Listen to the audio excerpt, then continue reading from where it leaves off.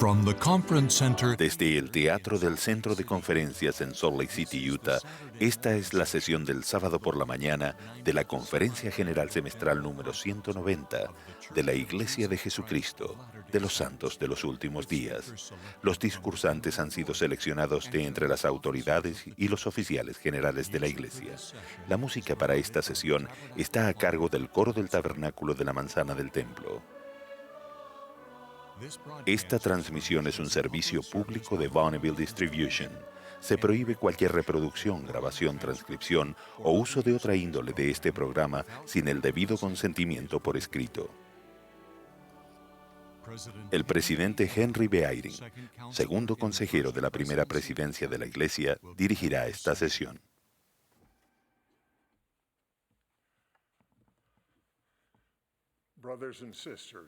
Hermanos y hermanas, les damos la bienvenida a la sesión del sábado por la mañana de la Conferencia General Semestral número 190 de la Iglesia de Jesucristo de los Santos de los Últimos Días, y extendemos una cordial bienvenida a los miembros y amigos que participan de esta conferencia en todo el mundo, donde sea que se encuentren.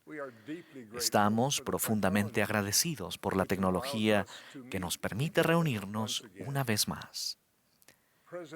El presidente Russell M. Nelson, quien preside la conferencia, me ha pedido que dirija esta sesión, la cual se transmite desde el Teatro del Centro de Conferencias en Salt Lake City, Utah. Reconocemos la presencia de los miembros de la primera presidencia y del quórum de los 12 apóstoles que están sentados en el estrado esta mañana. La música para esta sesión estará a cargo del Coro del Tabernáculo de la Manzana del Templo. Esta ha sido grabada previamente y estará bajo la dirección de varios directores y organistas. El coro comenzó esta reunión cantando Truth Eternal, la verdad eterna, y ahora nos deleitará con Praise to the Lord the Almighty, loor al Señor, al Todopoderoso. La primera oración la ofrecerá el elder Patrick Kieran, presidente mayor de los 70, después de la cual el coro cantará Siento el amor de mi Salvador.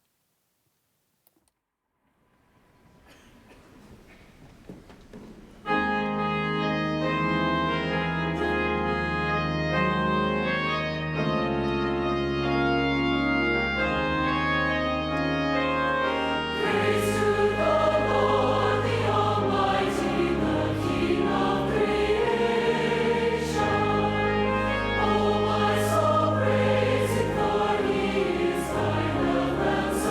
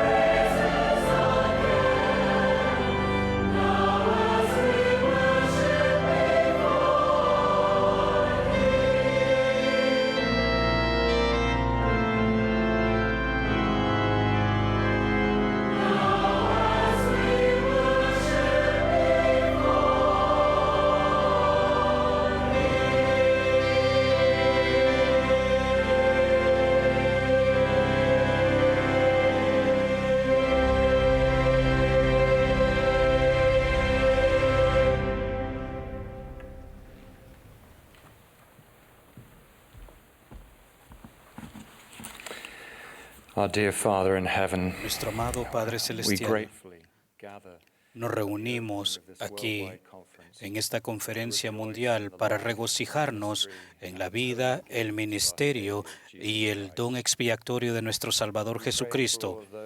Rogamos por todos aquellos que no están bien en el cuerpo, alma y mente, y por aquellos que están pasando por momentos de dolor. También a aquellos que están escuchando y viendo esta conferencia, especialmente aquellos que se sientan perdidos. Por favor, rogamos por la paz, el consuelo y el poder sanador que esté sobre ellos. Buscamos tu bendición sobre todos aquellos que están sufriendo y están siendo afligidos por el COVID-19.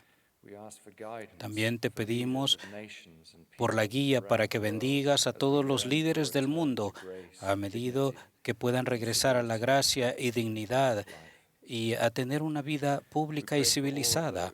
Rogamos por aquellos que se dirigirán a nosotros. Humildemente reconocemos que el Evangelio de Jesucristo vive con gozo para todos aquellos. Y ofrezco esta oración con mucho agradecimiento en el nombre de Jesucristo. Amén.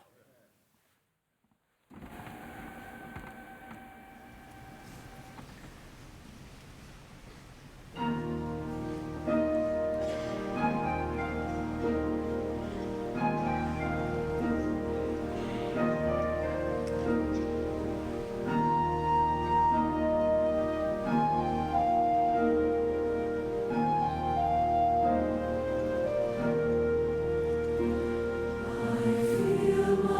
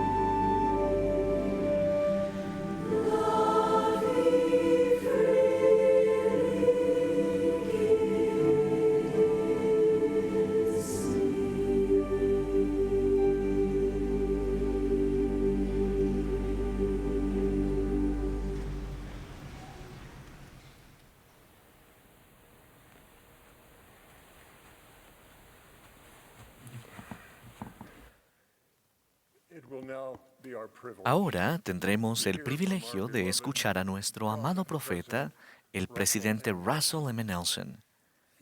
Le seguirán el elder David A. Bednar, del Quórum de los 12 Apóstoles,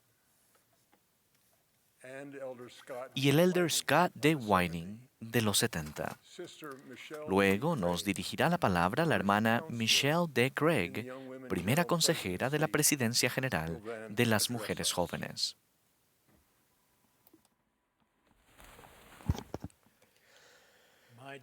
Mis queridos hermanos y hermanas, cuánto gozo siento por estar con ustedes al inicio de la Conferencia General Semestral número 190 de la Iglesia de Jesucristo de los Santos de los Últimos Días. Me encanta unirme a ustedes en sus hogares o donde quiera que se encuentren para escuchar juntos los mensajes de profetas, videntes y reveladores y otros líderes de la Iglesia. Cuán agradecidos nos sentimos por la tecnología que nos permite conectarnos como una gran congregación mundial de discípulos de Jesucristo.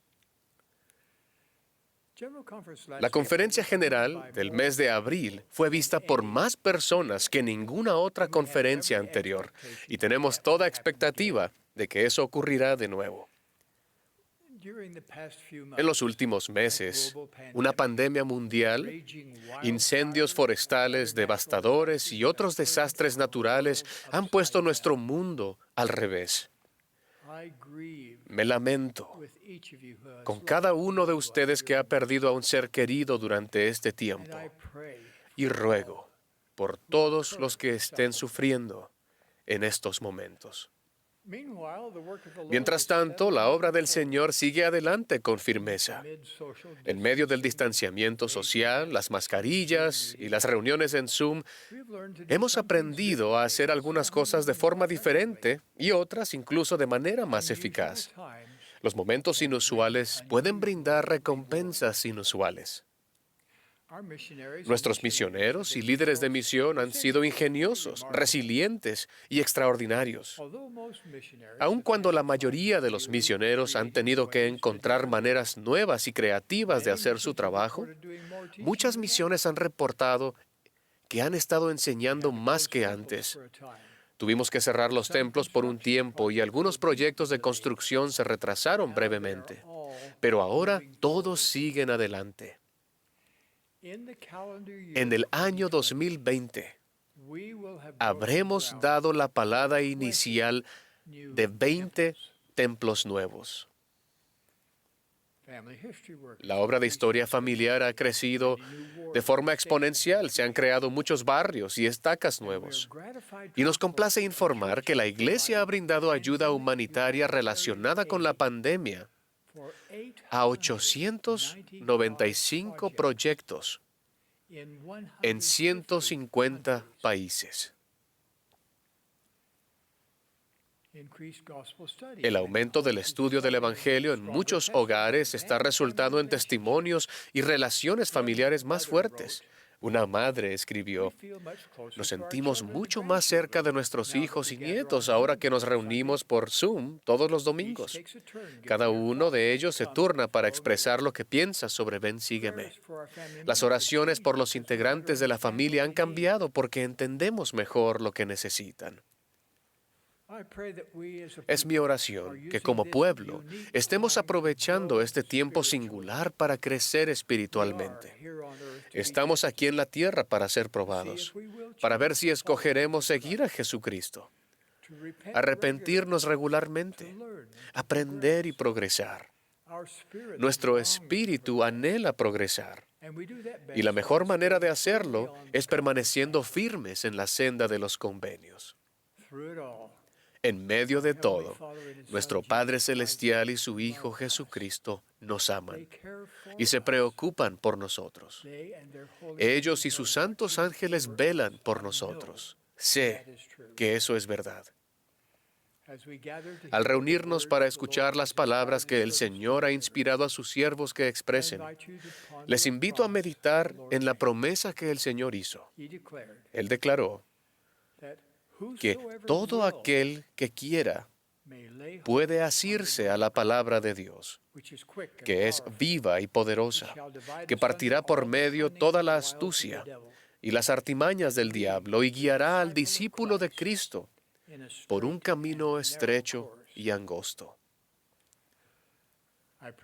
Ruego que escojan asirse a la palabra de Dios, cual se declarará durante esta conferencia general.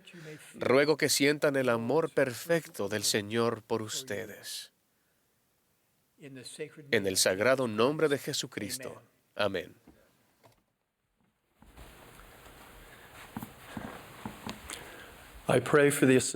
Ruego que todos tengamos la ayuda del Espíritu Santo mientras les comparto los pensamientos y sentimientos que han acudido a mi mente y corazón en preparación para esta conferencia general.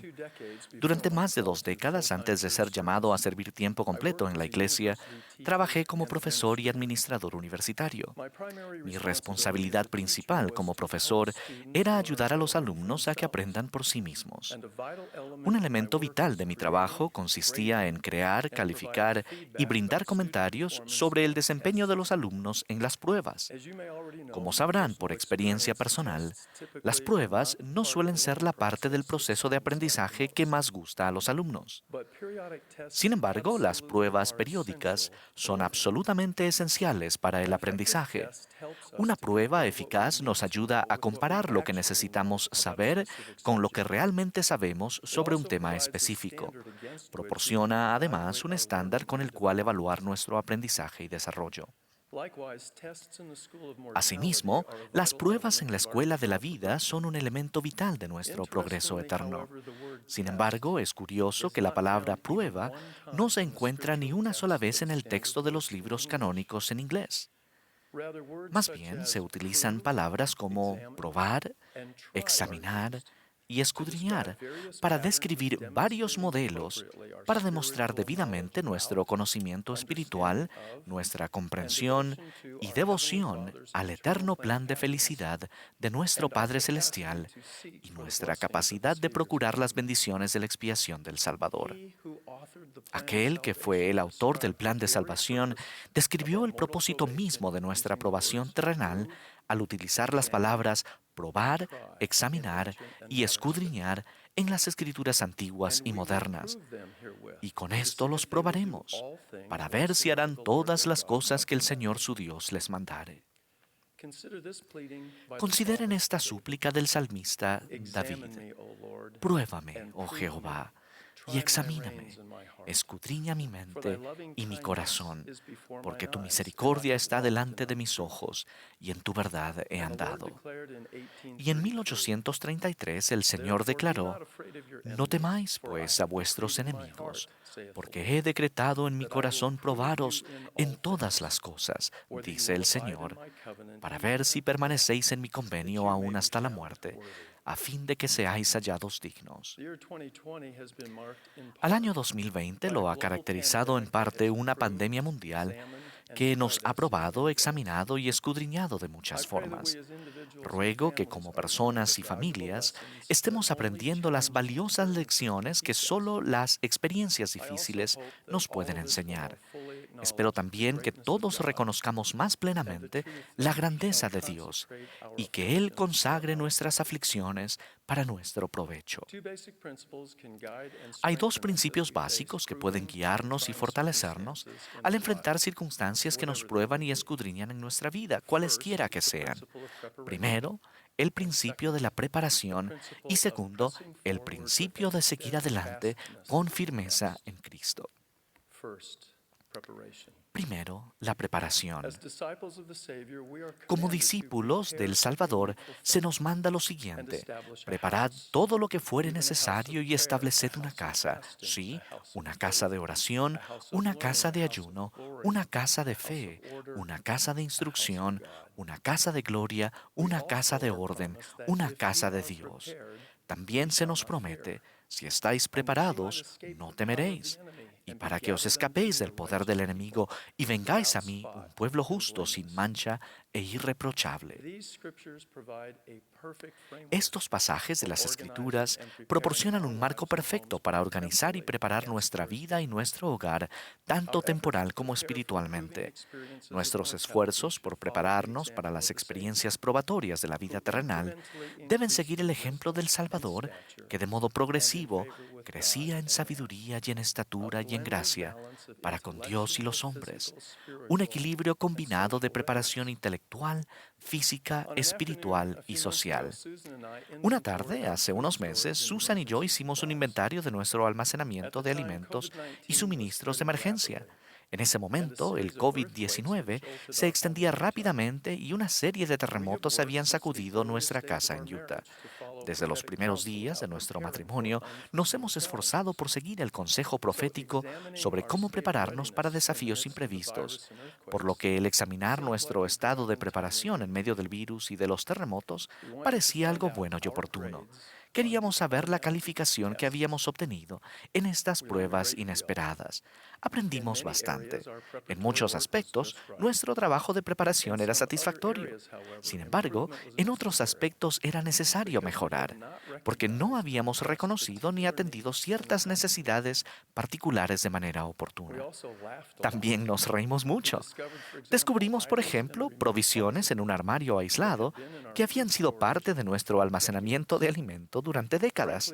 Francamente, teníamos miedo de abrir e inspeccionar algunos de los recipientes por temor a desencadenar otra pandemia mundial. Se alegrarán al saber que desechamos apropiadamente los materiales peligrosos y que se eliminó el riesgo para la salud del mundo. Algunos miembros de la Iglesia opinan que los planes y suministros de emergencia, el almacenamiento de alimentos y los kits de 72 horas ya no deben ser importantes, porque las autoridades generales no han hablado recientemente y de manera extensa sobre esos y otros temas relacionados en conferencia general.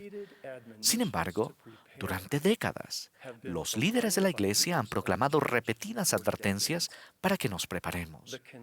La constancia del consejo profético a lo largo del tiempo crea un potente concierto de claridad y un volumen de advertencia mucho más fuerte que el que pueden producir las actuaciones de un solista. Así como los tiempos difíciles ponen al descubierto las insuficientes o insuficiencias en la preparación temporal, es también durante las pruebas difíciles que las enfermedades de la indiferencia y la complacencia espirituales infligen sus efectos más perjudiciales. De la parábola de las 10 vírgenes aprendemos, por ejemplo, que postergar la preparación conduce a no pasar la prueba con éxito. Recuerden cómo las 5 vírgenes insensatas no se prepararon adecuadamente para el examen que les dieron el día de la llegada del esposo. Las insensatas, tomando sus lámparas, no tomaron consigo aceite, mas las prudentes tomaron aceite en sus vasijas juntamente con sus lámparas. Y a la medianoche se oyó un clamor: «He aquí el novio viene, salid a recibirle». Entonces todas aquellas vírgenes se levantaron y arreglaron sus lámparas, y las insensatas dijeron a las prudentes: «Dadnos de vuestro aceite, porque nuestras lámparas se apagan». Pero las prudentes respondieron diciendo: «Para que no nos falte a nosotras y a vosotras, id más bien a los que venden y comprad para vosotras mismas». Y mientras ellas iban a comprar, vino el novio, y las que estaban preparadas entraron con él a las bodas, y se cerró la puerta. Y después vinieron también las otras vírgenes diciendo: «Señor, Señor, ábrenos». Mas respondiendo él dijo: «De cierto os digo que no me conocéis». Al menos en este examen, las 5 vírgenes insensatas demostraron ser solo oidoras y no hacedoras de la palabra. Tengo un amigo que era un alumno concienzudo en la Facultad de Derecho. En el transcurso de un semestre, Sam invirtió tiempo todos los días para revisar, resumir y aprender de sus notas para cada curso en el que estaba inscrito. Seguía el mismo modelo para todas sus clases al final de cada semana y cada mes. Su enfoque le permitió aprender la ley y no simplemente memorizar detalles. Y a medida que se acercaban los exámenes finales, Sam estuvo preparado. De hecho, descubrió que el periodo de exámenes finales era una de las partes menos estresantes de su formación jurídica. La preparación eficaz y oportuna precede al hecho de pasar la prueba con éxito. El enfoque de Sam en su formación jurídica destaca uno de los modelos principales del Señor para el crecimiento y el desarrollo. Pues he aquí, así dice el Señor Dios, daré a los hijos de los hombres línea por línea, precepto por precepto, un poco aquí y un poco allí. Y benditos son aquellos que escuchan mis preceptos y prestan atención a mis consejos, porque aprenderán sabiduría, pues a quien reciba le daré más. Invito a que cada uno meditemos bien sobre nuestros caminos y nos examinemos a nosotros mismos para ver si estamos en la fe y nos probemos a nosotros mismos. ¿Qué hemos aprendido durante estos últimos meses sobre los ajustes y las restricciones en el estilo de vida? ¿Qué necesitamos mejorar en nuestra vida en el aspecto espiritual, físico, social, emocional e intelectual? Ahora es el momento de prepararnos y probarnos a nosotros mismos, que estamos dispuestos y somos capaces de hacer todo lo que el Señor nuestro Dios nos mande. Segundo, seguir adelante. En una ocasión asistí al funeral de un joven misionero que murió en un accidente. El padre del misionero habló en el servicio y describió el dolor de la inesperada separación terrenal de un hijo amado. Declaró con franqueza que, personalmente, no entendía las razones ni el momento de tal evento. Sin embargo, siempre recordaré que ese buen hombre también declaró que sabía que Dios conocía las razones y el momento de la muerte de su hijo. Y eso era suficiente para él. Dijo a la congregación que él y su familia, aunque afligidos, estarían bien. Sus testimonios permanecían firmes e inquebrantables. Concluyó con esta afirmación: quiero que sepan que en lo que respecta al Evangelio de Jesucristo, nuestra familia está totalmente entregada a Él. Totalmente. Aunque la pérdida de un ser querido fue dolorosa y difícil, los miembros de esta valiente familia estaban preparados espiritualmente para probar o demostrar que podían aprender lecciones de importancia eterna a través de los sufrimientos. La fidelidad no es ser insensato ni fanático. Más bien, es confiar y depositar nuestra confianza en Jesucristo como nuestro Salvador, en su nombre y en sus promesas. Al seguir adelante con firmeza en Cristo, teniendo un fulgor perfecto de esperanza y amor por Dios y por todos los hombres, somos bendecidos con una perspectiva y una visión eternas que se extienden mucho más allá de nuestra limitada capacidad mortal. Se nos permitirá congregarnos y permanecer en lugares santos y no ser movidos hasta que venga el día del Señor. Mientras servía como presidente de la Universidad Brigham Young, Idaho, el elder Jeffrey R. Holland vino al campus en diciembre de 1998 para hablar en uno de nuestros devocionales semanales. Susan y yo invitamos a un grupo de alumnos a reunirse y conversar con el elder Holland antes de que él transmitiera su mensaje. Hacia el final de la conversación, le pregunté al elder Holland: si usted pudiera enseñarle a estos alumnos tan solo una cosa, ¿cuál sería? Él respondió: estamos presenciando un movimiento cada vez mayor hacia la polaridad. Se acabarán las opciones de un territorio intermedio para nosotros, los santos de los últimos días. El medio del camino desaparecerá. Si solo se mantienen a flote en la corriente de un río, van a llegar a cualquier sitio, simplemente donde los lleve la corriente. Seguir la corriente, seguir la marea, ir a la deriva, no será suficiente. Hay que elegir. El no elegir es una elección. Aprendan a elegir ahora mismo. La declaración del elder Holland sobre el aumento de la polarización ha probado ser profética a juzgar por los acontecimientos y las tendencias sociales en estos 22 años desde que le hice la pregunta. Al predecir la creciente divergencia entre los caminos del Señor y los del mundo, el Elder Holland advirtió que los días de tener cómodamente un pie en la iglesia restaurada y un pie en el mundo estaban desapareciendo rápidamente. Este siervo del Señor alentaba a los jóvenes a elegir, a prepararse y a llegar a ser devotos discípulos del Salvador. Él los estaba ayudando a prepararse y a seguir adelante a través de las experiencias de la vida que los probarían, examinarían y escudriñarían. El proceso de probarnos a nosotros mismos es una parte fundamental del gran plan de felicidad del Padre Celestial. Prometo que en tanto nos preparemos y sigamos adelante con fe en el Salvador, todos podremos recibir la misma calificación en el examen final de la vida terrenal.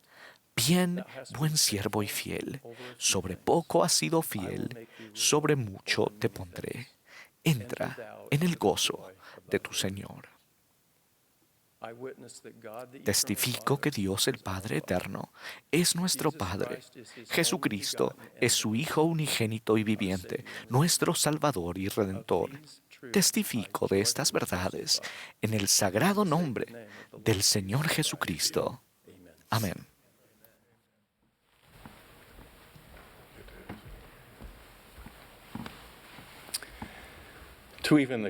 Para el estudiante minucioso de la vida y del ministerio de Jesucristo, la admonición del Salvador de ser aún como yo soy resulta desalentadora y en apariencia inalcanzable. Quizás ustedes son como yo, conscientes de sus defectos y fracasos. Sería más cómodo mentalmente caminar por un sendero sin cuestas arriba y con poco crecimiento. Sin duda, esta enseñanza es poco realista y exagerada. Racionalizamos, ya que elegimos la comodidad del camino de menor resistencia, quemando así menos calorías de las que necesitamos. ¿Qué pasa si el llegar a ser aún como Él no es algo metafórico, ni siquiera durante nuestra condición mortal? ¿O qué tal si hasta cierto punto alcanzable en esta vida hay un prerequisito para entrar en Él de nuevo? Y si aún como yo soy significa con exactitud y precisión lo que quiere decir el Salvador, entonces ¿qué nivel de esfuerzo estaríamos dispuestos a dar para invitar su milagroso poder a nuestra vida con el fin de que cambiemos? El Elder Neil A. Maxwell enseñó: al reflexionar sobre el hecho de que Jesús nos mandara a ser como Él, vemos que nuestra circunstancia actual es una en la que no somos necesariamente inicuos, sino que más bien es una en la que somos muy tibios y tenemos muy poco entusiasmo por su causa, que en realidad es también nuestra causa. Alabamos a Jesús, pero rara vez lo emulamos. Un ministro religioso, Charles Sheldon, expresó sentimientos similares de esta manera: nuestro cristianismo ama la facilidad y la comodidad demasiado como para cargar con algo tan áspero y pesado como una cruz. Todos estamos sujetos al mandato de llegar a ser como Él, tal como Jesucristo llegó a ser como el Padre. Según progresamos, llegamos a ser más completos, íntegros y plenamente desarrollados. Tal enseñanza no se basa en las doctrinas de ninguna religión, sino que proviene del Maestro. Es a través de este lente que se debe vivir la vida, considerar la comunicación con los demás y fomentar las relaciones. No hay otra forma de sanar las heridas de las relaciones quebrantadas o de una sociedad fracturada que la de que cada uno de nosotros emule más al Príncipe de Paz. Pensemos en cómo empezar una búsqueda reflexiva, deliberada e intencional de llegar a ser como Él es, obteniendo los mismos atributos de Jesucristo. Hace unos años, mi esposa y yo estábamos al principio del camino hacia la montaña más alta de Japón, el Monte Fuji. Al comenzar el ascenso, contemplamos la distante cumbre y nos preguntamos si podríamos llegar allí. A medida que progresábamos, la fatiga, los músculos doloridos y los efectos de la altitud se hicieron sentir. Mentalmente, centrarnos en el paso siguiente se convirtió en lo importante. Decíamos, quizás no pueda alcanzar pronto la cumbre, pero ahora mismo puedo dar el siguiente paso. La desalentadora tarea llegó a ser alcanzable, paso a paso.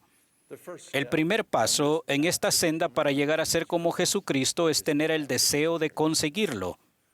Entender la admonición de ser como Él es bueno, pero esa comprensión tiene que ir acompañada por un anhelo de transformarnos, un paso a la vez, más allá del hombre natural.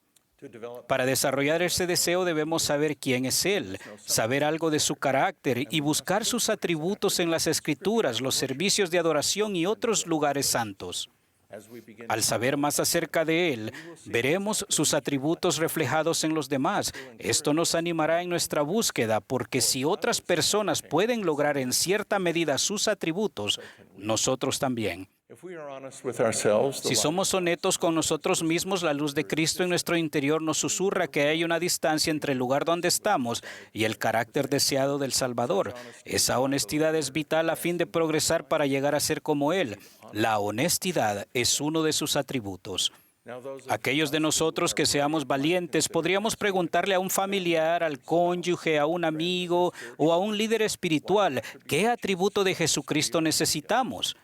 Y quizás tengamos que agarrarnos para no caernos ante la respuesta. A veces nos vemos con espejos distorsionados que nos hacen ver o bien mucho más gordos o más delgados de lo que somos. Los amigos de confianza y la familia pueden ayudarnos a vernos con más exactitud, pero por muy cariñosos y serviciales que quieran ser, pueden ver las cosas de manera imperfecta. Es importante que le preguntemos a nuestro Padre Celestial qué necesitamos y dónde debemos centrar nuestros esfuerzos. Él tiene una visión perfecta de nosotros y con amor nos mostrará nuestras debilidades. Quizás se den cuenta que necesitan mayor paciencia, caridad, amor, esperanza, diligencia u obediencia. Tuve una experiencia que hizo crecer mi alma cuando un amoroso líder de la iglesia me sugirió que debería mostrar en mayor medida cierto atributo. Con amor, él suprimió cualquier posible tergiversación. Esa noche compartí esta experiencia con mi esposa. Ella fue caritativa y misericordiosa, aunque estuvo de acuerdo con su sugerencia. El Espíritu Santo me confirmó que el consejo de ambos provenía de un amoroso Padre Celestial. Podría ser útil completar con honestidad la actividad de atributos del capítulo 6 de Predicad mi Evangelio. Una vez que hayan realizado una evaluación honesta y decidido comenzar la escalada a la montaña, tendrán que arrepentirse. El presidente Russell M. Nelson enseñó con amor: al escoger arrepentirnos, escogemos cambiar. Permitimos que el Salvador nos transforme en la mejor versión de nosotros. Escogemos crecer espiritualmente y recibir gozo, el gozo de la redención en Él. Al escoger arrepentirnos, escogemos llegar a ser más semejantes a Jesucristo. Llegar a ser como Jesucristo requerirá cambiar el corazón y la mente, nuestro carácter, y el hacerlo solo es posible a través de la gracia salvadora de Jesucristo. Ahora que han decidido cambiar, arrepentirse y han buscado guía por medio de la oración, han meditado con honestidad y hayan deliberado en consejo con otros, tendrán que seleccionar un atributo que se convertirá en su centro de atención. Deberán comprometerse a realizar un esfuerzo significativo. Estos atributos no resultarán fáciles ni aparecerán de repente, pero mediante su gracia llegarán de forma gradual. Los atributos de Cristo son dones de un amoroso Padre Celestial para bendecirnos y a quienes nos rodean. Los esfuerzos para obtener estos atributos requerirán súplicas sinceras para obtener su ayuda divina. Si buscamos dones para servir mejor a los demás, Él nos bendecirá en nuestros esfuerzos. Perseguir egoístamente un don de Dios terminará en desilusión y frustración. Al centrarse en un atributo necesario, a medida que progresen en la obtención de ese atributo, comenzarán a herirse a ustedes otros atributos. ¿Cómo puede alguien que se centra profundamente en la caridad no aumentar en amor y en humildad? ¿Cómo puede alguien que se centra en la obediencia no obtener mayor diligencia y esperanza? Sus esfuerzos para obtener un atributo se convierten en la marea que levanta todos los barcos del puerto. Mientras me esfuerzo por llegar a ser como Él, es importante registrar mis experiencias y lo que estoy aprendiendo. Mientras estudio con uno de sus atributos en la mente, las Escrituras se convierten en nuevas al ver ejemplos de este atributo en sus enseñanzas, ministerio y discípulos. Mi vista se centra más en reconocer ese atributo en los demás. He observado a personas maravillosas, tanto dentro como fuera de la iglesia, que tienen atributos que lo emulan a Él. Son ejemplos de cómo esos atributos pueden manifestarse en simples mortales por medio de su gracia. Para ver un progreso tendrán que efectuar un esfuerzo sostenido. Al igual que escalar una montaña requiere preparación, resistencia y perseverancia durante el ascenso. Este viaje requerirá un esfuerzo y sacrificio verdaderos. El verdadero cristianismo en el cual nos esforzamos por ser como nuestro Maestro siempre ha requerido nuestros mejores esfuerzos. Una advertencia. El mandamiento de ser como Él no pretende hacerles sentirse culpables, indignos o no amados. Toda nuestra experiencia mortal se basa en progresar, intentar, fracasar y alcanzar el éxito. Por mucho que mi esposa y yo hayamos deseado poder cerrar los ojos y transportarnos mágicamente a la cumbre, la vida no se trata de eso. Son lo suficientemente buenos y amados, pero eso no significa que aún estén completos. Hay trabajo que efectuar en esta vida y en la venidera. Solo con su ayuda divina progresaremos para llegar a ser como Él. En esta época en que todas las cosas parecen estar en conmoción y el temor está al parecer sobre todo pueblo, el único antídoto, el único remedio es esforzarse en ser como el Salvador, el Redentor de toda la humanidad, la luz del mundo, y buscar a aquel que declaró: "Yo soy el camino". Sé que llegar a ser como Él por medio de su ayuda divina y fuerza es alcanzable paso a paso. Si no fuera así, Él no nos habría dado este mandamiento. Sé que esto es verdad, en parte porque veo atributos de Él en muchos de ustedes. De estas cosas testifico en el nombre de Jesucristo. Amén.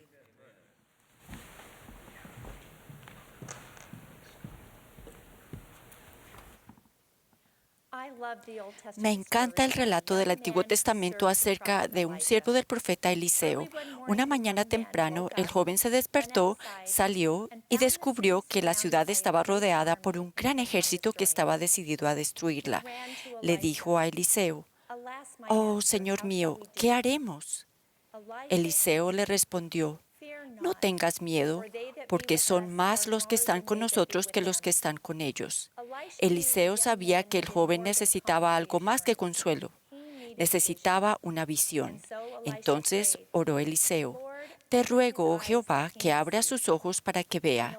Entonces Jehová abrió los ojos del joven y miró, y he aquí que el monte estaba lleno de gente de a caballo y de carros de fuego alrededor de Eliseo.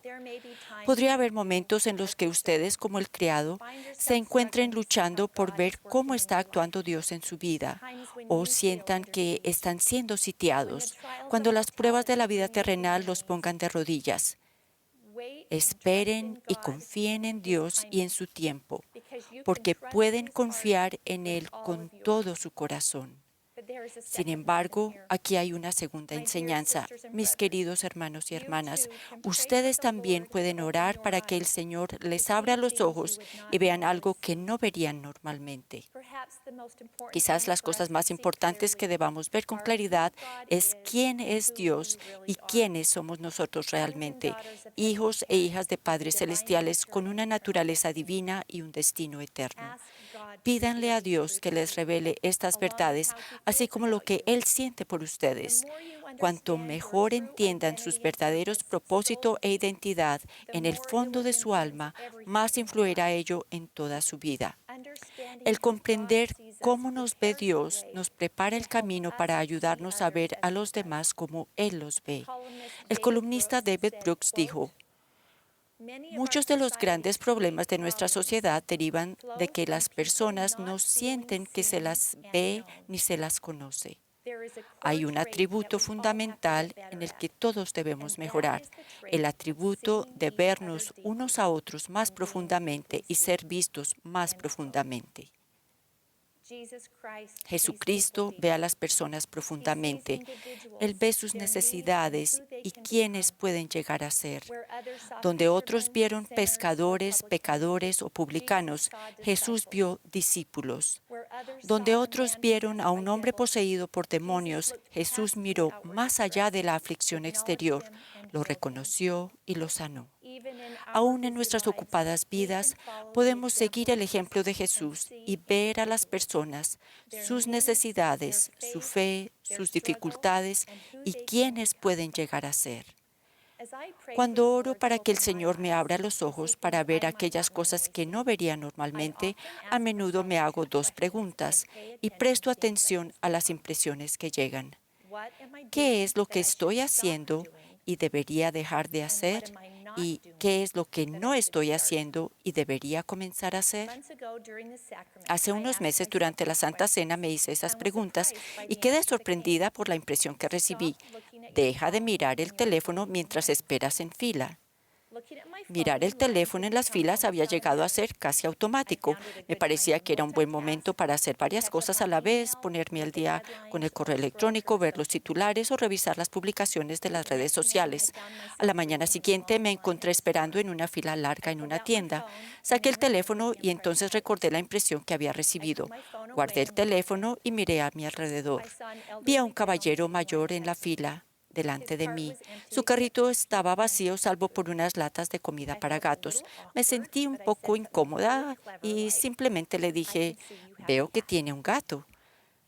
Me dijo que se aproximaba una tormenta y que no quería quedarse sin comida para gatos. Conversamos brevemente y entonces se volvió hacia mí y dijo, no se lo he dicho a nadie, pero hoy es mi cumpleaños. Mi corazón se conmovió. Le deseé un feliz cumpleaños y ofrecí en silencio una oración de agradecimiento por no haber estado con el teléfono y haber perdido la oportunidad de ver realmente y conectarme con una persona que lo necesitaba. Sinceramente, no quiero ser como el sacerdote o el levita en el camino a Jericó, alguien que mira y pasa de largo, pero creo que muchas veces lo soy. Hace poco aprendí una valiosa lección acerca de ver profundamente gracias a una jovencita llamada Roslyn. La historia la compartió una amiga que se quedó desolada cuando su esposo, con quien llevaba más de 20 años de casada, se fue de la casa. Como sus hijos dividían su tiempo entre su padre y su madre, la perspectiva de asistir sola a la iglesia le parecía abrumadora. Esto fue lo que ella relató. En una iglesia en la que la familia tiene suma importancia, sentarse a solas puede ser doloroso. Ese primer domingo entré orando para que nadie me hablara. Apenas podía mantener la compostura y estaba al borde de las lágrimas. Me senté en mi lugar habitual, esperando que nadie notara cuán vacío estaba el banco. Una mujer joven de nuestro barrio se dio la vuelta y me miró. Fingí una sonrisa y ella también me sonrió. Vi la preocupación en su rostro. Rogué en silencio que no viniera a hablarme. No tenía nada positivo que decir y sabía que lloraría. Volví a bajar la vista y evité mirarla a los ojos. Durante la siguiente hora noté que de vez en cuando se daba la vuelta para mirarme. Ni bien terminó la reunión, vino directamente hacia mí. Hola, Roslyn, dije en voz baja. Me abrazó y me dijo, hermana Smith, puedo ver que hoy está teniendo un mal día. Lo siento mucho. La amo.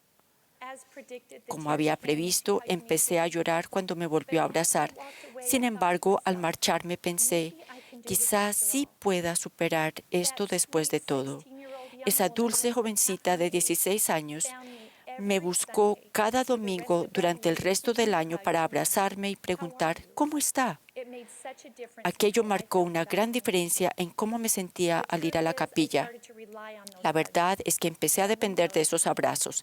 Alguien me había visto, alguien sabía que yo estaba allí, a alguien le importo. Como sucede con todos los dones que el Padre está tan dispuesto a ofrecernos, el ver profundamente requiere que le pidamos y luego que actuemos. Pidan ver a los demás como Él lo hace, sus verdaderos hijos e hijas con potencial infinito y divino. Luego actúen al amar, servir y reafirmar su valor y potencial según se sientan inspirados. A medida que esto se convierta en el patrón en nuestra vida, descubriremos que estamos convirtiéndonos en verdaderos discípulos de Jesucristo y los demás podrán confiar en nosotros con su corazón. Y siguiendo este patrón también descubriremos nuestros propios propósito e identidad verdaderos. Mi amiga recordó otra experiencia que tuvo sentada en ese mismo banco vacío, sola, preguntándose si 20 años de esfuerzo por vivir el Evangelio en su hogar no habían servido para nada. Necesitaba algo más que un consuelo tranquilizador, necesitaba una visión. Sentía que una pregunta le atravesaba el corazón. ¿Por qué hiciste esas cosas? ¿Las hiciste por la recompensa, la alabanza de los demás o el resultado deseado? Ella dudó por un momento, indagó en su corazón y entonces pudo contestar con certeza. Las hice porque amo al Salvador y amo su Evangelio. El Señor le abrió los ojos para ayudarla a ver. Este simple pero poderoso cambio de visión la ayudó a continuar avanzando con fe en Cristo, a pesar de sus circunstancias. Testifico que Jesucristo nos ama y puede darnos ojos para ver, incluso cuando sea difícil, incluso cuando estemos cansados, incluso cuando nos sintamos solos e incluso cuando los resultados no sean los que esperábamos. Mediante su gracia, Él nos bendecirá y aumentará nuestra capacidad. Mediante el poder del Espíritu Santo, Cristo nos permitirá vernos a nosotros mismos y ver a los demás como Él lo hace. Y con su ayuda podemos discernir qué es lo más necesario. Podemos empezar a ver la mano del Señor trabajando y resolviendo los pormenores habituales de nuestra vida. Veremos profundamente. Entonces, en ese gran día, cuando Él aparezca, seremos semejantes a Él, porque lo veremos tal como es, para que tengamos esta esperanza. Es mi oración en el nombre de Jesucristo. Amén.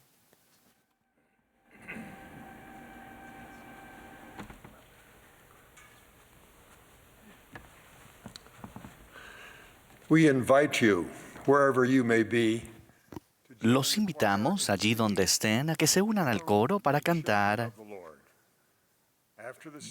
Venid, hijos del Señor.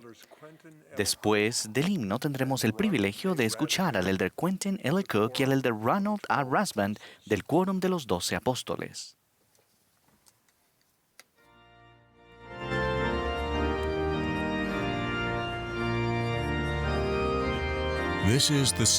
Esta es la sesión del sábado por la mañana de la Conferencia General Semestral número 190 de la Iglesia de Jesucristo de los Santos de los Últimos Días.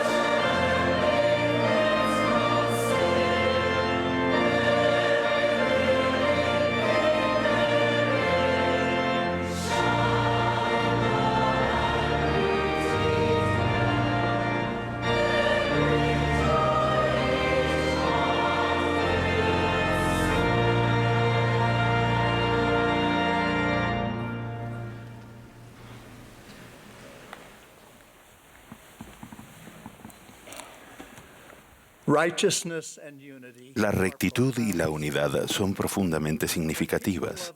Cuando las personas aman a Dios con todo su corazón y se esfuerzan con rectitud por llegar a ser como Él, hay menos conflictos y contención en la sociedad. Hay más unidad. Me encanta un relato verídico que es un ejemplo de esto. Cuando era joven, el general Thomas L. Kane, quien no era miembro de nuestra iglesia, ayudó y defendió a los santos cuando se les requirió huir de Nabú. Fue defensor de la iglesia durante muchos años. Y en 1872, el general Kane, su talentosa esposa Elizabeth Wood Kane y sus 2 hijos viajaron desde su casa en Pensilvania hasta Salt Lake City. Acompañaron a Brigham Young y a sus colaboradores en un difícil viaje hacia el sur hasta St. George, Utah. Elizabeth encaró con ciertas dudas su primera visita a Utah en cuanto a las mujeres. Algunas de las cosas de las que se enteró le sorprendieron. Por ejemplo, descubrió que cualquier carrera con la que cualquier mujer pudiera ganarse la vida estaba disponible para ella en Utah. También halló que los miembros de la iglesia eran amables y comprensivos con los indígenas americanos. Durante el viaje se quedaron en Fillmore, en la casa de los King. Elizabeth escribió que mientras Matilda preparaba una comida para el presidente Young y su grupo, 5 indígenas entraron en la habitación. Aunque no habían sido invitados, estaba claro que esperaban unirse al grupo. La hermana King les habló en su dialecto. Ellos escucharon y se sentaron sobre sus mantas, con una mirada agradable en el rostro. Elizabeth preguntó a uno de los niños King, ¿qué les dijo tu madre a esos hombres? La respuesta del hijo de Matilda fue, ella dijo, estos forasteros llegaron primero y solo he cocinado lo suficiente para ellos. Pero la comida de ustedes está cocinándose en el fuego ahora y les llamaré tan pronto como esté lista. Elizabeth preguntó otra vez al niño, ¿realmente hará eso o simplemente les dará sobras en la puerta de la cocina? El niño de Matilda respondió, mamá les servirá igual que a ustedes y les dará un lugar en su mesa. Y así lo hizo. Y ellos comieron con perfectos modales. Elizabeth explicó que su opinión sobre esa anfitriona creció un 100%. La unidad aumenta cuando las personas son tratadas con dignidad y respeto, aunque sean diferentes en sus características externas. Como líderes, no estamos bajo la ilusión de que en el pasado toda relación era perfecta, que toda conducta era como la de Cristo, o que todas las decisiones eran justas. Sin embargo, nuestra religión enseña que todos somos hijos de nuestro Padre Celestial y lo adoramos a Él y a su Hijo Jesucristo, quien es nuestro Salvador. Nuestro deseo es que nuestros corazones y mentes estén entrelazados con rectitud y unidad y que seamos uno con ellos. Rectitud es un término amplio y extenso, pero ciertamente incluye vivir los mandamientos de Dios. Esta nos hace merecedores de las ordenanzas sagradas que constituyen la senda de los convenios y nos bendice para que el Espíritu dé dirección a nuestra vida. El ser rectos no depende de que cada uno de nosotros tenga todas las bendiciones en su vida en este momento. Es posible que no estemos casados o que no se nos haya bendecido con hijos o que no tengamos otras bendiciones deseadas ahora, pero el Señor ha prometido que las personas rectas que son fieles morarán con Dios en un estado de interminable felicidad. Unidad también es un término amplio y extenso, pero ciertamente ejemplifica el primer gran mandamiento y el segundo, de amar a Dios y amar a nuestros semejantes. Denota un pueblo de Sión cuyos corazones y mentes están entrelazados con unidad. El contexto de mi mensaje es el contraste y las lecciones de las Sagradas Escrituras. Han pasado 200 años desde que el Padre y su Hijo Jesucristo aparecieron por primera vez y comenzaron la restauración del Evangelio de Jesucristo en 1820. El relato de Cuarto Nefi en el Libro de Mormón incluye un periodo similar de 200 años después de que el Salvador se apareció y estableció su iglesia en la antigua América. El registro histórico que leemos en Cuarto Nefi describe un pueblo donde no había envidias, contiendas, tumultos, mentiras, asesinatos ni lascivia de ninguna especie. Debido a esa rectitud, el registro declara que ciertamente no podía haber un pueblo más dichoso entre todos los que habían sido creados por la mano de Dios. Con respecto a la unidad en Cuarto Nefi, se lee que no había contenciones en la tierra a causa del amor de Dios que moraba en el corazón del pueblo. Desafortunadamente, Cuarto Nefi describe luego un cambio drástico que comenzó en el año 201, cuando la iniquidad y la división destruyeron la rectitud y la unidad.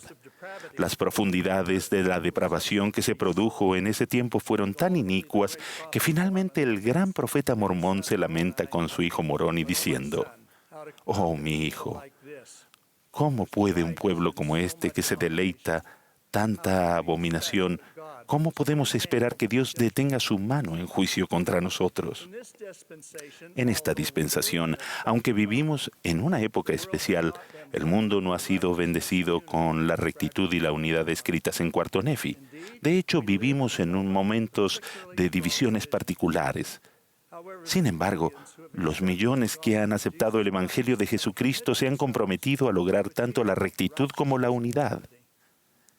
Todos somos conscientes de que podemos mejorar, y ese es nuestro desafío en esta época. Podemos ser una fuerza para elevar y bendecir a toda la sociedad. En este punto decisivo, a los 200 años de historia de nuestra Iglesia, comprometámonos como miembros de la Iglesia del Señor a vivir en rectitud y estar unidos como nunca antes. El presidente Russell M. Nelson nos ha pedido que demostremos mayor cortesía, amor racial y étnica y respeto mutuo.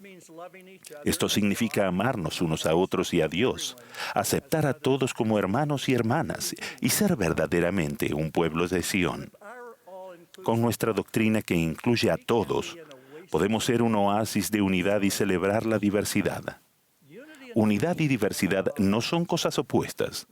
Podemos lograr una mayor unidad a medida que fomentemos un ambiente de inclusión y respeto por la diversidad. Durante el periodo que serví en la presidencia de Estaca de San Francisco, California, tuvimos congregaciones que hablaban español, tongano, samoano, tagalo y mandarín. Nuestros barrios de habla inglesa estaban compuestos por personas de diferentes orígenes raciales y culturales. Había amor y rectitud y unidad. Los barrios y las ramas de la Iglesia de Jesucristo de los Santos de los Últimos Días están determinados por la geografía o por el idioma, no por la raza ni la cultura. La raza no se registra en la cédula de miembro. Al principio del Libro de Mormón, aproximadamente 550 años antes del nacimiento de Cristo, se nos enseña el mandamiento fundamental con respecto a la relación entre los hijos del Padre Celestial. Todos deben guardar los mandamientos del Señor y todos están invitados a participar de la bondad del Señor. Y a nadie de los que a Él vienen desecha, sean negros o blancos, esclavos o libres, varones o mujeres, y se acuerda de los paganos, y todos son iguales ante Dios, tanto los judíos como los gentiles. El ministerio y el mensaje del Salvador han declarado constantemente que todas las razas y colores son hijos de Dios. Todos somos hermanos y hermanas. En nuestra doctrina creemos que en el país anfitrión de la restauración, los Estados Unidos, su constitución y los documentos relacionados escritos por hombres imperfectos fueron inspirados por Dios para bendecir a todas las personas. Como leemos en Doctrina y Convenios, esos documentos se establecieron y deben preservarse para los derechos y la protección de toda carne, conforme a los principios justos y santos. Dos de esos principios eran el albedrío y la responsabilidad por los pecados propios. Y el Señor declaró: por tanto, no es justo que un hombre sea esclavo de otro. Y para este fin he establecido la constitución de este país, por mano de hombres sabios que levanté para este propósito mismo y redimí la tierra por el derramamiento de sangre. Esta revelación se recibió en 1833, cuando los santos en Missouri estaban sufriendo grandes persecuciones. En el encabezamiento de la sección 101 de Doctrina y Convenios leemos en parte: el populacho los había echado de sus hogares en el condado de Jackson. Abundaban las amenazas de muerte contra los miembros de la iglesia. En esa época, Había mucha tensión en varios frentes. Muchos habitantes de Missouri consideraban a los indígenas americanos enemigos implacables y querían expulsarlos del lugar. Y además, muchos de los colonos en Missouri eran dueños de esclavos y se sentían amenazados. Por el contrario, nuestra doctrina respetaba a los indígenas americanos y nuestro deseo era enseñarles el Evangelio de Jesucristo. Con respecto a la esclavitud, nuestras escrituras habían dejado en claro que ningún hombre debe ser esclavo de otro. Al final, los santos fueron expulsados violentamente de Missouri y luego obligados a trasladarse al oeste. Los santos prosperaron y hallaron la paz que acompaña a la rectitud, la unidad y el vivir el Evangelio de Cristo. Me regocijo en la oración intercesora del Salvador registrada en el Evangelio de Juan. El Salvador reconoció que el Padre lo había enviado y que Él, el Salvador, había acabado la obra que fue enviado a hacer. Él oró por sus discípulos y por quienes creerán en Cristo, para que todos sean uno, como tú, oh Padre, en mí, y yo en ti, que también ellos sean uno en nosotros. La unidad es por lo que oró Cristo antes de su traición y crucifixión.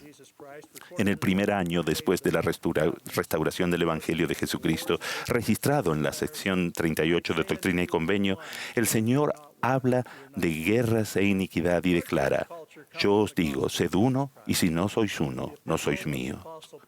Nuestra cultura de la Iglesia proviene del Evangelio de Jesucristo. La epístola de Pablo a los romanos es profunda. La Iglesia primitiva en Roma estaba compuesta por judíos y gentiles. Esos primeros judíos tenían una cultura judaica y habían obtenido su emancipación y comenzaron a multiplicarse y prosperar. Los gentiles de Roma, mientras tanto, tenían una cultura con una influencia helenística. Significaba que el apóstol Pablo entendía bien gracias a sus experiencias en Atenas y Corinto. Pablo presenta el Evangelio de Jesucristo de manera amplia. Relata aspectos pertenecientes a las culturas judía y gentil que estaban en conflicto con el verdadero Evangelio de Jesucristo. Básicamente, les pide a cada uno de ellos que dejen atrás los impedimentos culturales de sus creencias y cultura que no concuerden con el Evangelio de Jesucristo. Pablo aconseja a los judíos y a los gentiles que guarden los mandamientos, se amen unos a otros e indica que la rectitud conduce a la salvación. La cultura del Evangelio de Jesucristo no es una cultura gentil ni una cultura judaica. No la determina el color de la piel ni el lugar donde uno vive. Si bien nos regocijamos en las culturas particulares, debemos dejar atrás aspectos de esas culturas que estén en conflicto con el Evangelio de Jesucristo. Nuestros miembros y conversos nuevos a menudo provienen de diversos orígenes raciales y culturales. Si vamos a seguir la admonición del presidente Nelson de recoger al Israel disperso, veremos que somos tan diferentes como lo eran los judíos y los gentiles de la época de Pablo. Sin embargo, podemos estar unidos en nuestro amor por Jesucristo y en la fe en Él. La epístola de Pablo a los romanos establece el principio de que seguimos la cultura y la doctrina del Evangelio de Jesucristo. Es el momento para nosotros, incluso hoy. Las ordenanzas del templo nos unen de maneras especiales y nos permiten ser uno en toda forma eternamente significativa. Honramos a nuestros miembros pioneros en todo el mundo, no porque fueran perfectos, sino porque superaron las dificultades, hicieron sacrificios, aspiraron a ser semejantes a Cristo y se esforzaron por edificar la fe y ser uno con el Salvador. Su unidad con el Salvador los hizo uno entre sí. Ese principio es válido para ustedes y para mí hoy en día. El llamado a la acción para los miembros de la Iglesia de Jesucristo de los Santos de los Últimos Días es el de esforzarse por ser un pueblo de Sión, que sea uno en corazón y voluntad, y que viva en rectitud. Es mi oración que seamos rectos y unidos y completamente centrados en servir y adorar a nuestro Salvador Jesucristo, de quien testifico, en el nombre de Jesucristo. Amén.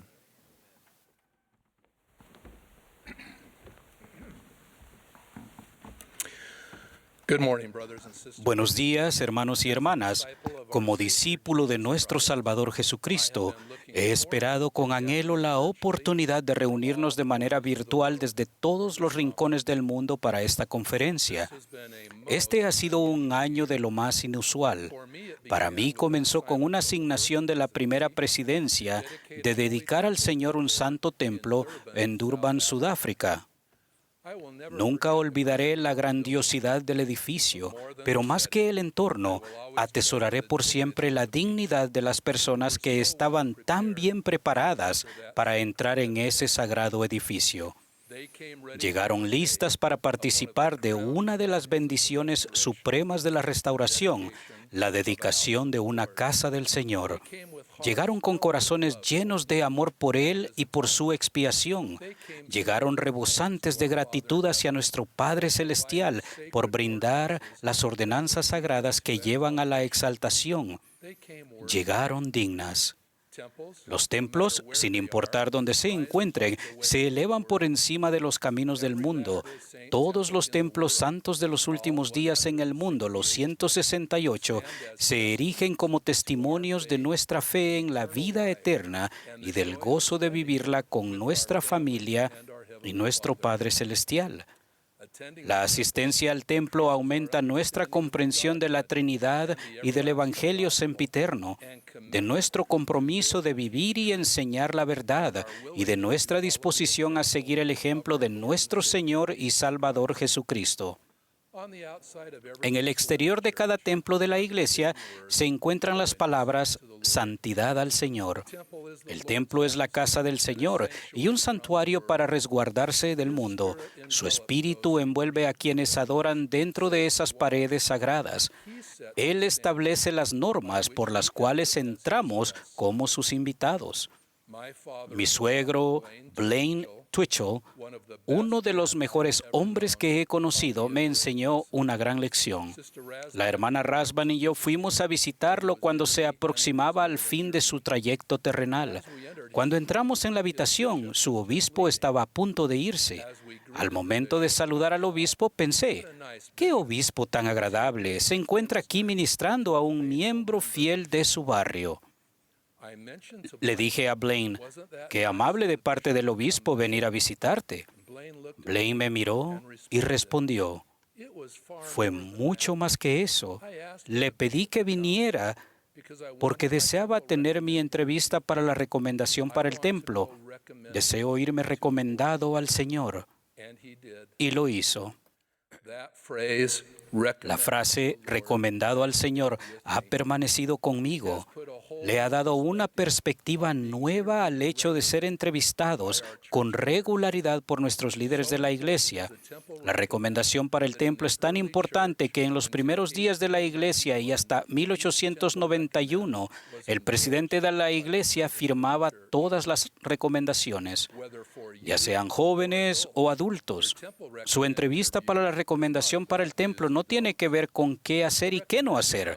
La recomendación no es una lista de verificación, un permiso o un boleto para conseguir asientos especiales.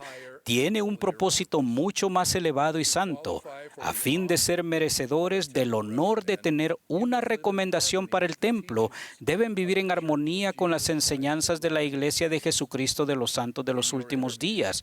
En la entrevista tienen la oportunidad de examinar su alma con respecto a su fe personal en Jesucristo y su expiación. Tienen la bendición de expresar su testimonio del Evangelio restaurado, su disposición a sostener a quienes el Señor ha llamado para dirigir su iglesia, su fe en la doctrina del Evangelio, el cumplimiento de sus responsabilidades familiares, sus cualidades de honradez, castidad, fidelidad, obediencia, observancia de la palabra de sabiduría, la ley del diezmo y la santidad del día de reposo. Esos son principios fundamentales de una vida dedicada a Jesucristo y a su obra. Su recomendación para el templo refleja la intención profunda y espiritual de que se están esforzando por vivir las leyes del Señor y de amar lo que Él ama, la humildad, mansedumbre, la constancia, la caridad, el valor, la compasión, el perdón y la obediencia. Y ustedes se comprometen a vivir esas normas cuando firman ese documento sagrado. Su recomendación para el templo les abre las puertas del cielo a ustedes y a otras personas, brindándoles derechos y ordenanzas de significado eterno, entre ellas bautismos, investiduras, matrimonios y sellamientos. Al ser recomendados al Señor, se nos recuerda lo que se espera de un santo de los últimos días que guarda sus convenios. Mi suegro Blaine lo veía como una valiosa preparación para el día en que se presentara humildemente ante el Señor. Piensen en la ocasión en que Moisés subió al monte y el Señor Jehová apareció ante él en una zarza ardiente. Dios le dijo: «Quita el calzado de tus pies, porque el lugar en que tú estás, tierra santa es». El quitarse los zapatos en la puerta del templo implica despojarse de los deseos o placeres mundanos que nos distraen de nuestro crecimiento espiritual, dejar de lado aquellas cosas que nos desvían de nuestra preciada vida terrenal, elevarnos por encima de un comportamiento contencioso y dedicar tiempo a ser santos. Por designio divino, nuestro cuerpo físico es una creación de Dios, un templo para el Espíritu y al que se debe tratar con reverencia. Son muy ciertas las palabras de la canción de la primaria: «Mi cuerpo es un templo que siempre he de cuidar». Cuando el Señor se apareció a los nefitas, Él mandó: «Que seáis santificados por la recepción del Espíritu Santo, a fin de que en el postrer día os presentéis ante mí sin mancha». «¿Qué clase de hombres habéis de ser?», preguntó el Señor y respondió: «Aún como yo soy». Para ser recomendados al Señor debemos esforzarnos por ser como Él.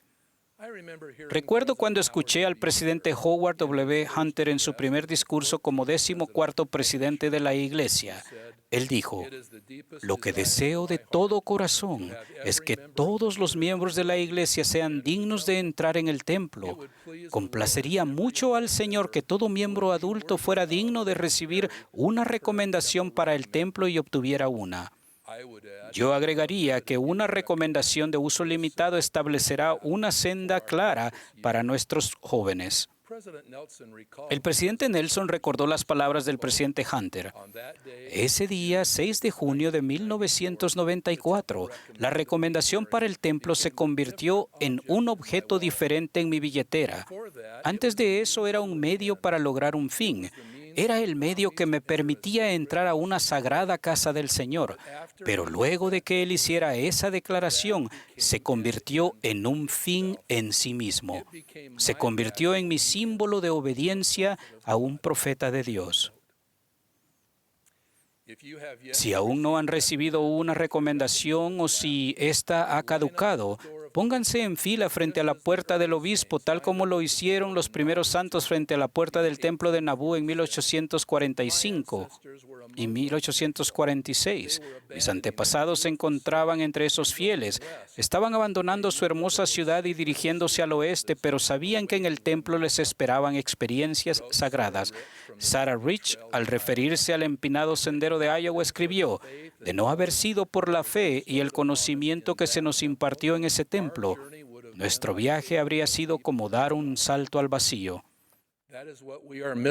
Eso es lo que nos perdemos si vamos por esta vida solos, sin la inspiración y la paz que se prometen en el templo. Comiencen ahora el proceso para llegar a ser recomendados al Señor, para que su Espíritu esté con ustedes en abundancia y sus normas les brinden paz de conciencia. Los líderes de los jóvenes, el presidente del Quórum de Élderes, la presidenta de la Sociedad de Socorro y los hermanos y hermanas ministrantes les ayudarán a prepararse, y su obispo o presidente de rama los guiará con amor. Hemos estado viviendo una época en la que los templos han estado cerrados o se limitó su uso. Para el presidente Nelson y para quienes servimos junto a él, la decisión inspirada de cerrar los templos fue dolorosa y llena de preocupación. El presidente Nelson se preguntó: ¿qué le diría al profeta José Smith?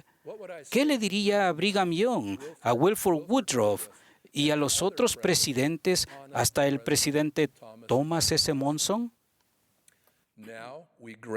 Ahora, de manera gradual y con gratitud, estamos reabriendo los templos para sellamientos e investiduras a una escala limitada. Ser dignos de asistir al templo, sin embargo, no se ha suspendido. Permítanme recalcar que, ya sea que tengan acceso al templo o no, necesitan una recomendación vigente para el templo para permanecer firmes en la senda de los convenios. A fines del año pasado, la hermana Rasban y yo nos encontrábamos en una asignación en Nueva Zelanda hablando a un grupo numeroso de jóvenes adultos solteros. No tenían acceso fácil a un templo. El de Hamilton se estaba renovando y aún estaban esperando la ceremonia de la palada inicial del templo en Auckland. Sin embargo, tuve la impresión de que había o debía animarlos a renovar o a recibir una recomendación para el templo. Aun cuando no podían presentarla en el templo, estarían presentándose a sí mismos ante el Señor, puros y preparados para servirle. El ser dignos de poseer una recomendación vigente para el templo es tanto una protección del adversario, porque han hecho un firme compromiso con el Señor con un respecto a la vida de ustedes, así como una promesa de que el Espíritu estará con ustedes. Llevamos a cabo la obra del templo cuando buscamos a nuestros antepasados y enviamos sus nombres para que se efectúen las ordenanzas por ellos. Mientras los templos han estado cerrados, todavía hemos podido buscar los datos de nuestros familiares. Con el Espíritu de Dios en nuestro corazón actuamos de manera vicaria en representación de ellos para que sean recomendados al Señor. Cuando trabajaba como director ejecutivo del Departamento de Templos, solía oír al presidente Gordon B. Hinckley referirse a un pasaje de las Escrituras que pronunció el Señor acerca del templo de Nabú. Continúese sin cesar la obra de mi templo, así como todas las obras que os he señalado, y redóblense vuestra diligencia, perseverancia, paciencia y obras, y de ningún modo perderéis vuestro galardón, dice el Señor de las huestes. Nuestra obra en el templo está vinculada a nuestra recompensa eterna. Recientemente se nos ha puesto a prueba. El Señor nos ha llamado a trabajar en los templos con diligencia, perseverancia y paciencia. El ser recomendados al Señor requiere esas cualidades. Debemos ser diligentes en vivir los mandamientos, perseverar en dar atención a nuestros convenios del templo y estar agradecidos por lo que el Señor continúa enseñándonos acerca de ellos, y ser pacientes mientras esperamos que se reabran los templos en su plenitud. Cuando el Señor nos llama a redoblar nuestros esfuerzos, nos está pidiendo que aumentemos en rectitud. Por ejemplo, podemos extender nuestro estudio de las Escrituras, la investigación de nuestra historia familiar y nuestras oraciones de fe para que podamos compartir nuestro amor por la casa del Señor con quienes se están preparando para recibir una recomendación para el templo, en especial los miembros de nuestra familia. Les prometo, como apóstol del Señor Jesucristo, que a medida que se esfuercen por redoblar sus esfuerzos rectos, sentirán una renovada devoción a Dios el Padre y a Jesucristo. Sentirán una abundancia de la guía del Espíritu Santo. Se sentirán agradecidos por sus convenios sagrados y sentirán paz al saber que son recomendados al Señor. En el nombre de Jesucristo. Amén.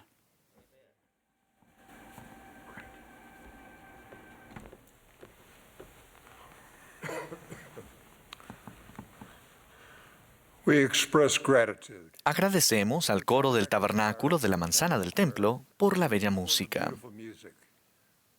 El coro ahora cantará ¿En el mundo he hecho bien? El último discursante de esta sesión será el presidente Dallin H. Oaks, primer consejero de la primera presidencia. Luego de sus palabras, el coro concluirá esta reunión cantando Amad a otros.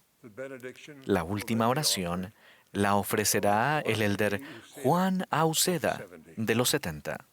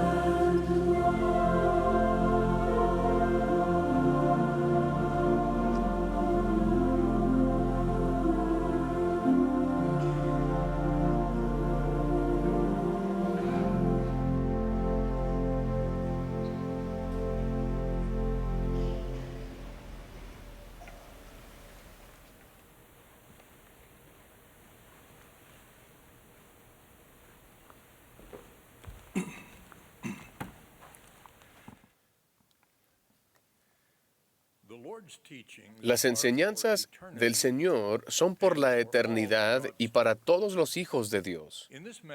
En este mensaje proporcionaré algunos ejemplos de los Estados Unidos, pero los principios que enseñaré se pueden poner en práctica en todas partes. Vivimos en una época de ira y odio en el ámbito de las relaciones y normas políticas. Lo experimentamos este verano, cuando algunas personas fueron más allá de las protestas pacíficas y se involucraron en comportamientos destructivos. También lo vemos en algunas campañas actuales para ocupar cargos públicos. Algo de esto se ha extendido a nuestras reuniones de la Iglesia, donde ha habido declaraciones políticas y referencias hirientes. En un gobierno democrático siempre tendremos diferencias en cuanto a los candidatos y las normas propuestas.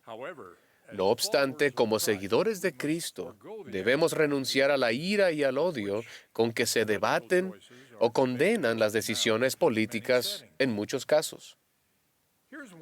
Veamos una de las enseñanzas de nuestro Salvador que probablemente sea muy conocida, pero que rara vez se practica. Oísteis que fue dicho, amarás a tu prójimo y aborrecerás a tu enemigo. Pero yo os digo, amad a vuestros enemigos, bendecid a los que os maldicen, haced bien a los que os aborrecen, y orad por los que os ultrajan y os persiguen. Durante generaciones se había enseñado a los judíos a odiar a sus enemigos, y en esos momentos sufrían bajo la dominación y las crueldades de la ocupación romana. Sin embargo, Jesús les enseñó a amar a sus enemigos y a hacer el bien a los que os aborrecían. ¡Qué enseñanzas tan revolucionarias para las relaciones personales y políticas! Sin embargo, eso sigue siendo lo que nuestro Salvador nos manda hacer. En el libro de Mormón leemos, porque en verdad os digo, que aquel que tiene el espíritu de contención no es mío, sino es del diablo, que es el padre de la contención. Y él irrita los corazones de los hombres para que contiendan con ira unos con otros. Amar a nuestros enemigos y a nuestros adversarios no es fácil. La mayoría de nosotros no ha llegado todavía a ese estado de amor y perdón, observó el presidente Hinckley, y agregó, requiere casi más autodisciplina que la que podemos tener. Sin embargo, eso debe ser esencial, ya que es parte de los dos grandes mandamientos del Salvador. Amarás al Señor tu Dios y amarás a tu prójimo como a ti mismo. Y debe ser posible, porque Él también enseñó, pedid y se os dará, buscad y hallaréis. ¿Cómo guardamos estos mandamientos divinos en un mundo donde también estamos sujetos a las leyes del hombre? Afortunadamente, contamos con el ejemplo del propio Salvador sobre cómo equilibrar sus leyes eternas con los aspectos prácticos de las leyes hechas por el hombre. Cuando sus adversarios intentaron atraparlo con la pregunta de si los judíos debían pagar impuestos a Roma, señaló la efigie del César en las monedas y declaró, pues dad a César lo que es de César, y a Dios lo que es de Dios. Por tanto, hemos de seguir las leyes de los hombres, dar a César, para vivir pacíficamente bajo la autoridad civil, y seguimos las leyes de Dios hacia nuestro destino eterno. Pero ¿cómo lo hacemos?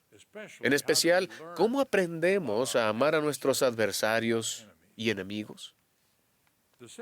La enseñanza del Salvador de no contender con ira es un buen primer paso. El diablo es el padre de la contención, y él es quien tienta a los hombres a contender con ira. Promueve la enemistad y las relaciones de odio entre las personas y los grupos. El presidente Thomas S. Monson enseñó que la ira es la herramienta de Satanás, ya que enojarse es ceder a la influencia de Satanás. Nadie puede hacernos enojar. Es nuestra decisión. La ira es el camino hacia la división y la enemistad. Cuando evitamos la ira y la hostilidad hacia aquellos con los que no estamos de acuerdo, nos ayuda a progresar en el amor por nuestros adversarios. También ayuda el que incluso estemos dispuestos a aprender de ellos. Una de las maneras de desarrollar el poder de amar a los demás es el método sencillo descrito en un musical de hace mucho tiempo. Cuando intentamos comprender a personas de una cultura distinta y relacionarnos con ellas, deberíamos tratar de llegar a conocerlas. En innumerables circunstancias, la sospecha e incluso la hostilidad de los desconocidos ceden a la amistad y aún al amor cuando los contactos personales generan comprensión y mutuo acuerdo. Una ayuda aún mejor para aprender a amar a nuestros adversarios y enemigos es buscar entender el poder del amor. Les presento 3 de las muchas enseñanzas proféticas sobre esto. El profeta José Smith enseñó que un dicho avalado por el tiempo afirma que el amor engendra amor. Demos amor abundantemente, mostremos bondad hacia todo el género humano. El presidente Howard W. Hunter enseñó: el mundo en que vivimos se beneficiaría grandemente si todos los hombres y las mujeres pusieran en práctica el amor puro de Cristo, que es bondadoso, misericordioso y humilde. No tiene envidia ni orgullo. No busca nada a cambio. Ni tiene lugar para el prejuicio, el odio ni la violencia. Alienta a las personas a que convivan en amor cristiano, no obstante sus creencias religiosas, su raza, nacionalidad, nivel económico, educación o su cultura. El presidente Russell M. Nelson nos ha instado a ensanchar nuestro círculo de amor para abarcar a toda la familia humana. Una parte esencial del amor a nuestros enemigos es dar al César, honrando las leyes de nuestros distintos países. Aunque las enseñanzas de Jesús eran revolucionarias, Él no enseñó ni la revolución ni el quebrantar las leyes. Él enseñó un camino mejor. La revelación moderna enseña lo mismo. Ninguno quebrante las leyes del país, porque quien guarda las leyes de Dios no tiene necesidad de infringir las leyes del país. Sujetaos, pues, a las potestades existentes. Y nuestro artículo de fe, escrito por el profeta José Smith, después de que los primeros santos sufrieran una severa persecución por parte de los gobernantes de Missouri, declara: creemos en estar sujetos a los reyes, presidentes, gobernantes y magistrados, en obedecer, honrar y sostener la ley. Esto no significa que estemos de acuerdo con todo lo que se hace con fuerza de la ley. Significa que obedecemos las leyes actuales y nos valemos de medios pacíficos para modificarla. También significa que aceptamos de forma pacífica los resultados de las elecciones. No participaremos en actos violentos amenazados por las personas decepcionadas con el resultado. En una sociedad democrática siempre tenemos la oportunidad y el deber de persistir pacíficamente hasta las próximas elecciones. La enseñanza del Salvador de amar a nuestros enemigos se basa en la realidad de que todos los seres mortales son hijos amados de Dios. Ese principio eterno y algunos principios básicos de las leyes fueron puestos a prueba en las recientes protestas en muchas ciudades de Estados Unidos. En un extremo, algunos parecen haber olvidado que la primera enmienda a la Constitución de los Estados Unidos garantiza el derecho del pueblo a reunirse pacíficamente y a solicitar al gobierno la reparación de sus agravios. Esa es la forma autorizada de concientizar al público y de centrarse en las injusticias del contenido o de la administración de las leyes. Y ha habido injusticias. tanto en comportamiento en público como en actitudes personales. Hemos manifestado racismo y sus agravios relacionados. En un persuasivo ensayo personal, la reverenda Teresa A. Deer de la Asociación Nacional para el Progreso de las Personas de Color nos ha recordado que el racismo florece en el odio, la opresión, la pasividad, la indiferencia y el silencio. Como ciudadanos y como miembros de la Iglesia de Jesucristo de los Santos de los Últimos Días, debemos mejorar para ayudar a erradicar el racismo. En el otro extremo, una minoría de participantes y partidarios de estas protestas y de los actos ilegales que se han derivado de ellas, parecen haber olvidado que las protestas protegidas por la Constitución son protestas pacíficas. Los manifestantes no tienen el derecho a destruir, vandalizar o robar propiedades, ni a socavar los legítimos poderes policiales del gobierno. La Constitución y las leyes no contienen ninguna invitación a la revolución o a la anarquía. Todos nosotros, policías, manifestantes, partidarios y espectadores, debemos entender los límites de nuestros derechos y la importancia de nuestros deberes para permanecer dentro de los límites de la ley en vigor. Abraham Lincoln tenía razón cuando dijo: "No hay agravio alguno que justifique el resarcimiento mediante la ley del populacho". El resarcimiento de agravios a través de los populachos constituye un resarcimiento por medios ilegales. Eso es anarquía, una condición que no cuenta con gobiernos reales ni con policía formal, que socava los derechos individuales en lugar de protegerlos. Una de las razones por las que las recientes protestas en los Estados Unidos resultaron espeluznantes para muchos fue que las hostilidades e ilegalidades que experimentan diversos grupos étnicos en otras naciones no deben experimentarse en los Estados Unidos. Este país tiene que ser mejor en la erradicación del racismo, no solo contra estadounidenses de raza negra, que fueron los más visibles en las recientes protestas, sino también contra los latinos, los asiáticos y otros grupos. La historia del racismo de esta nación no es una de aciertos y debemos mejorar. Estados Unidos fue fundado por inmigrantes de diferentes nacionalidades y diversas etnias. Su propósito unificador no fue establecer una religión en particular, ni perpetuar ninguna de las diversas culturas o lealtades tribales de los antiguos países. Nuestra generación fundadora procuró unificarse por medio de una constitución y leyes nuevas. Eso no quiere decir que nuestros documentos unificadores o la comprensión entonces vigente de su significado fueran perfectos. La historia de los primeros 2 siglos de los Estados Unidos mostró la necesidad de muchos refinamientos, como el derecho al voto de las mujeres y, en particular, la abolición de la esclavitud, incluyendo leyes que garantizarían que los que habían sido esclavizados disfrutaran de todas las condiciones de la libertad.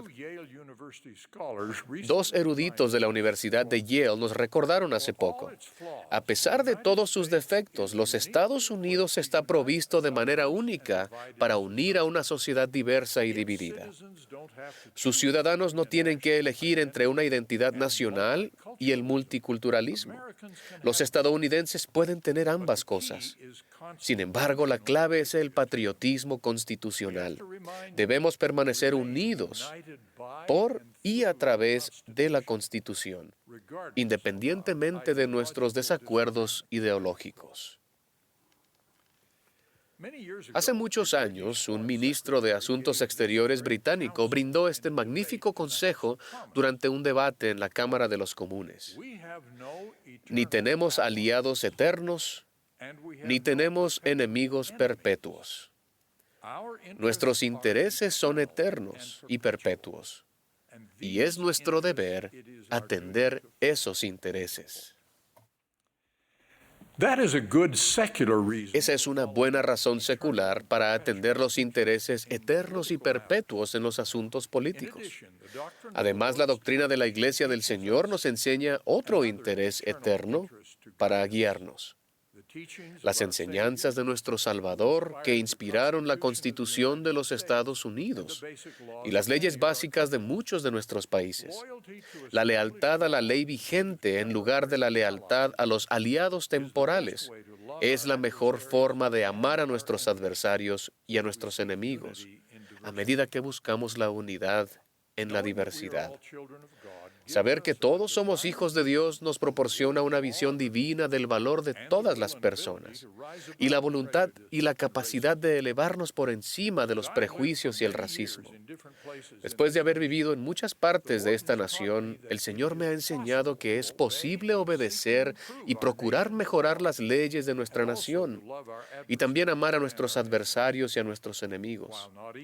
Si bien no es fácil, es posible con la ayuda de nuestro Señor Jesucristo. Él dio el mandamiento de amar y nos promete su ayuda si procuramos obedecer. Testifico que nuestro Padre Celestial y su Hijo Jesucristo nos aman y nos ayudarán. En el nombre de Jesucristo. Amén.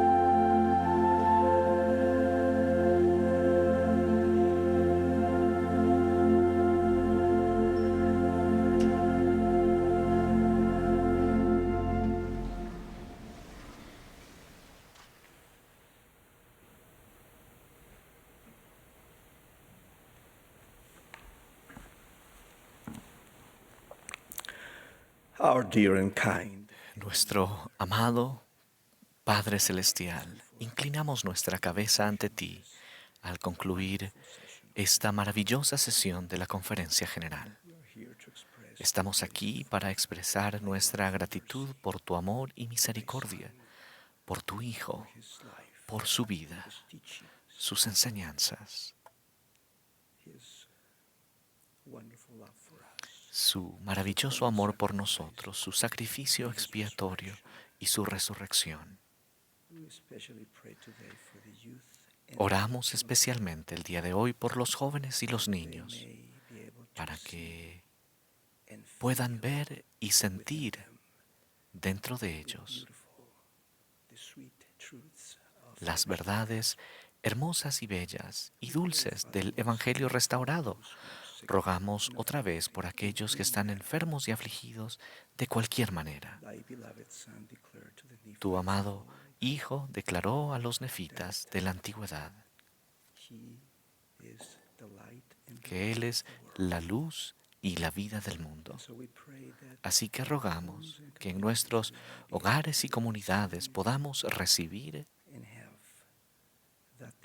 y tener esa luz que proviene de Él. Pedimos por nuestros misioneros y miembros en todo el mundo. Y también oramos para que seamos pastores a aquellos que están en necesidad.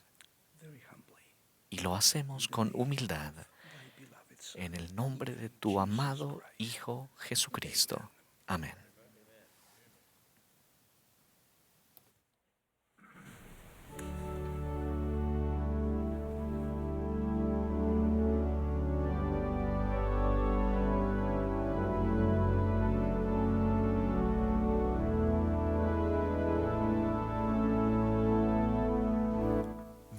Esta ha sido la transmisión de la sesión del sábado por la mañana de la Conferencia General Semestral número 190 de la Iglesia de Jesucristo de los Santos de los Últimos Días.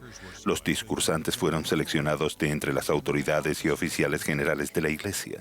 La música estuvo a cargo del coro del Tabernáculo de la Manzana del Templo. Esta transmisión ha sido un servicio público de Bonneville Distribution. Se prohíbe cualquier reproducción, grabación, transcripción o uso de otra índole de este programa sin el debido consentimiento por escrito.